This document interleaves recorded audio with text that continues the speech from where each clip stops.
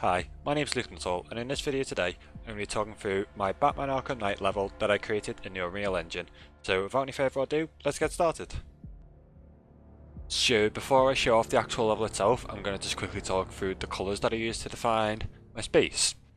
So I used the colour black for walls, and grey for the floor, just so it's easy to tell them apart and so I can use other colours, more brighter colours, to define other aspects. So blue equals vent, so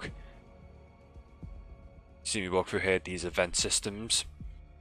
Green is interactable objects, so let's take this gun for example. The enemies can pick up guns, and this gas canister, baseball bat and crowbar, the enemies and the player can interact with these and pick them up. So these will be represented as mannequins in some of the shops. So what the player can do is take off some of the limbs or even throw the whole mannequin at enemies to create different scenarios. And then we've got this green question mark as a Riddler trophy. So it is interactable, collectible, but I wanted to keep it green as well just to represent the Riddler. So we have yellow as the goal, so these are aspects where it's telling the player where it needs to go and signaling the end of the level. Now I'll just quickly come across the AI. So we have a couple of different types of enemies that are in it. So we've got this guy here with nothing, he's just a normal enemy, uses his fists to fight the player. We've got this taller guy, he's a brute with a riot shield, so it'll create more of a difficult scenario. We've got this ninja with a sword. This white and red guy is a medic, so he can revive fallen enemies. Got this guy with a gun here, and then this green guy is interactable, so same way with these, but he is an enemy, but you can use this enemy to interrogate and get information out of him, so that's why he's green, to signal that he's interactable. And then we've got this character here, who I'll be representing as the Joker. So in Arkham Knight, the Joker is all in Batman's head, and he is trying to manipulate Batman and try and get in his head and mess with him. So I'm going to have the Joker in that aspect in my level, so that is and that's how I'll be representing the Joker. So now that I've quickly talked through that, I'll get into the actual level itself. So now that I've spoken about the colours that I'll be using to define my space, let's look at the actual level itself. So this takes place about 3/4 of the way through Arkham Knight. Jim Gordon's being captured, and it's up to Batman to track him down and save him. So you find out that he's being kept at an abandoned Gotham Mall, which the Arkham Knight is using as his headquarters. As you can see, it's heavily fortified with a lot of armed guards around. The police has a presence outside, but obviously they can't enter this heavily fortified building, so they're leaving it to Batman to infiltrate and try and save Jim Gordon. So I originally didn't have this space when I first designed this, but I thought I'd add it just to kind of add some more environmental storytelling to it, add the big sign so you know it's the mall. And I originally had this as just a flat glass surface. I wanted to have enemies below you so you could see what you're up against, but then I kind of added this raised arch glass, so it makes it a bit more of a focal point, to makes it look a little bit cleaner, and also so you can see in a little bit better, and a couple of vents around just so you kind of think that you're in on top of a roof. So this is where we go, blue equals vents. So there would be, in the actual level, there would be this door on the vent that the player would have to rip off. For the purposes of this video, I've just moved to the side. And if we have a quick look over here, there's a Riddler trophy behind this little vent area. There's a little collectible for the player to grab. Kind of one of those you could see and miss it, but there's a little collectible over there. So kind of just enter this vent and then instantly drop down into this next little hallway. So as I was saying in the last little part, here's the Joker on top of a vent. he's kind of just talking to the player and Batman, trying to manipulate him, tell him you don't need to find Jim Gordon, let him die kind of thing, just to add to the environmental storytelling again. So when I originally designed this, I had the player starting off in this room, and I didn't really, after later consideration, it didn't really feel too right, because it's just a hallway. Just a hallway, nothing to it. You don't really know how you got here kind of thing, or it doesn't really add to it. You don't really know you're in a shopping centre, so I thought I'd add the roof and this vent so you can kind of drop down into here and add the Joker to the environmental storytelling to it. And again, I kind of add this vent up here, that's where you go to. I found it a little bit difficult for when I was showing it off to people, they didn't really know where to go to, so again, I kind of added this vent door. It's something that the player doesn't need to rip off, it's already hanging off because I wanted to make it seem like it is abandoned. So it's hanging off, and that's your kind of indication to the player about where they need to go. So now the player just enter this vent.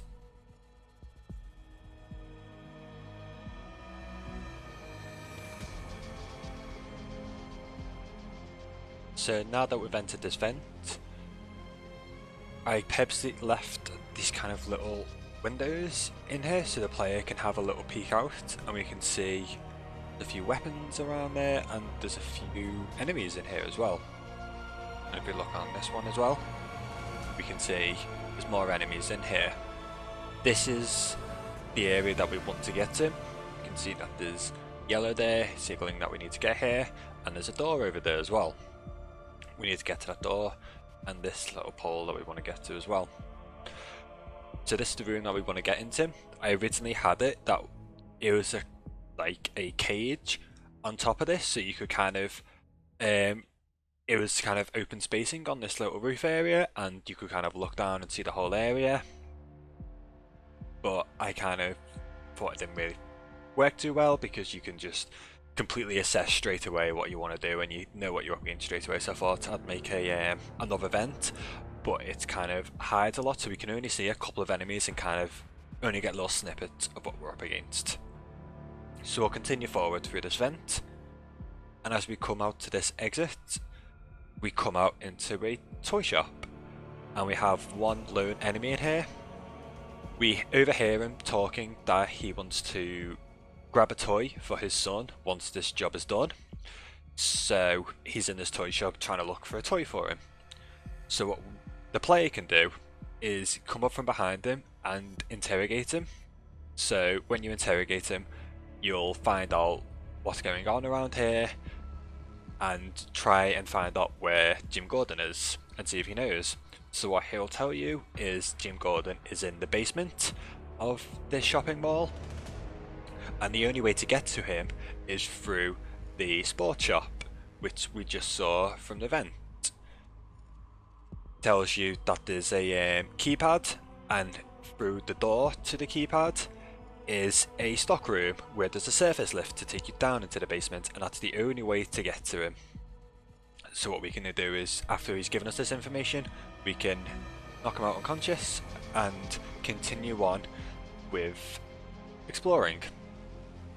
So when I was trying to make this, I was trying to kind of keep to a shopping mall feel for the environmental art.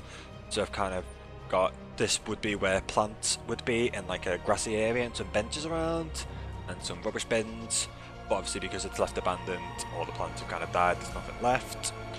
A couple of shops around, like a supermarket, the toy shop, the sports shop which we want to get to, and kind of different entrances and exits. So there's a stairway that goes down here, but it's completely destroyed. There's nothing else to it. Same with these stairs. There's stairs that go up, but there's some stairs that are missing, and it's completely blocked off that we can't get to. So as like I said, here's the sports shop that we want to get to, but I'll come back to that in a second. And again, the stock room and service lift, but if the door is locked, we can't get to it, so we know we can't get into there, but we know, looking here, there's a way to get into it from the sports shop. And again, the rest of this area is just blocked off by fallen rubble. This little shop here is actually an Easter egg. This shop exists in the Batman kind of universe in Gotham, so I thought it would be a nice little Easter egg nod to this shop with adding it into my level. So we'll come to this tech shop area, and this is where some more Riddler collectibles are. So you can see this green dot here, and if we come down, we can see the question mark. As you can see just from here, it's just the dot on the wall, and then the question mark just in the shop. So what the point of this is that you need to line these up perfectly and then scan them, and that's what the riddle is. You need to just line these up and then scan them to solve the riddle. If you come in here again, you may notice in the top left on this shelf there is another Riddler trophy here. So a couple of more collectibles that you kind of, if the player explores, you can get these two, or they might just have to come back to it at a later time to collect these. So we'll come back to the sports shop here. I wanted to add some brightness to the door so you can kind of show that this is where you need to go, but that you can't get through the door because it's not green, it's not interactable. And some windows that are kind of dirty because obviously it's abandoned, no one's going to be cleaning the windows, so it kind of gives you a little sneak peek of what you're up against, but doesn't really expose everything. So we just need to grapple on up here. And you may notice all of a sudden that the Joker appears in this vent. So what he's doing again, he's just trying to manipulate Batman and the player to turn around, not help Jim Gordon, let him take control kind of thing. And I used some blueprints to achieve this, to make him just appear, so I'll quickly show you how I achieved that. So now I'm just going to quickly show you how I achieved this. So as you can see, I'm just in the editor right now. I've put a little trigger box right here, just on this square entrance here. So what I've used is this level editor here, so I can add sub-levels to my lane level. So if I turn this off, then we can see everything just turns off, it goes black. So that's everything in the persistent level. If I turn this on, we can just see the Joker. So if I turn this back off, all there is just the Joker in this new level. Nothing else, just the Joker. So what this trigger box does is I take the trigger box and add it to the player pawn, which is just the spectator class, and just add equals on a branch, and I can make and load the new sub-level into this. So what I can do is, as soon as the player enters through the square, it triggers the new level and the Joker will appear, and that'll stay there now. And what other things I can do is I can add more trigger box, unload this, load new section. So that's just quickly how I achieved that. Okay, so now that I just quickly showed you how I achieved that, I'll get back to the level. So we're on this tight pole here, and we can get a good look about what we're up against here. We can see the door here which we need to get to, and the keypad over there, but we have to clear out this room first. So we can see that there's a few people below us. There's a medic, we've got some people with guns, some ninjas, and these brutes in the corner. So now there's a couple of ways that the player can go around this. That kind of like, who do we pick first? Do we just kind of like jump in the middle and kind of start punching? Well, if we take one guy out, the medic will revive them again. So it's kind of counterintuitive because we're just constantly just going to be up against the same amount of people. So do we go for the medics first? Do we kind of booby trap these guns? So if an enemy goes for the guns, they'll be booby trapped and rigged, so they'll just be knocked out unconscious straight away. It's kind of like, who do we pick first and how do we go about it? So that's kind of good for this little poll. It gives the player just a second just to assess the situation and kind of pick the best way that they want to go about it. So as soon as we'll drop down, we can see what we're up against. So like I was saying, that there's these gas canisters in the corners. If you're backed in, we can throw them, or enemies can throw them at Batman as well, and we can throw them back if needs be. There's some guns, like I said, that enemies can pick up. These baseball bats hanging on the walls, and same with these crowbars over here. And these mannequins on either side.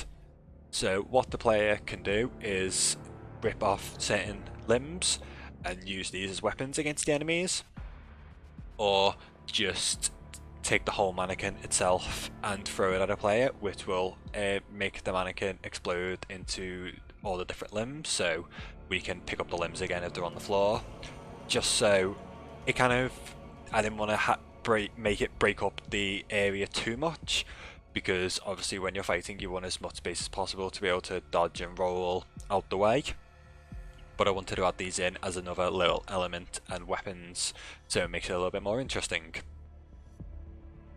As I said, those are the different enemy types, the different ways that we can go about it, up to the player to how they go about this, but at least I made a couple of different options for them to go about it. So once we've cleared the room, we can progress up here.